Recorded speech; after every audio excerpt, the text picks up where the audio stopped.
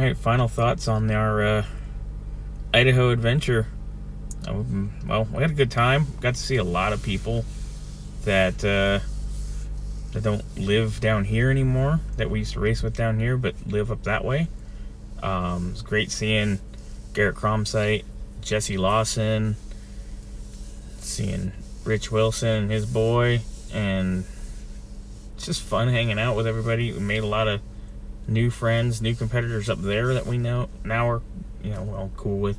So obviously Tyler probably wants to go back again, and I think if my car's back together, which it's going to be, I'm gonna go back too. We'll go up there and we'll go give them hell and see what we got for next year. I want to say thank you to Tyler.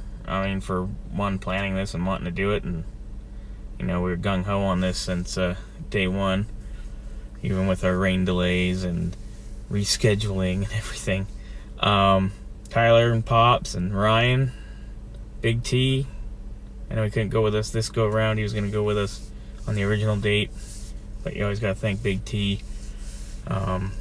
Jay Henson, Rod Proctor for bringing their cars up. Rich Hawkins for coming up, helping us and seeing everybody, another member of the Willow family. So yeah, we got back at midnight last night, which is Sunday.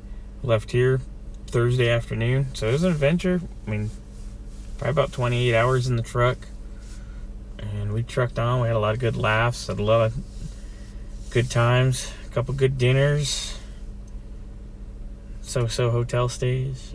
Anyway, it was fun, but yeah, ended up, like we said, I think we ended up 6th. So out of 36 cars that originally showed up, I think we did good. We were actually the best from our home track.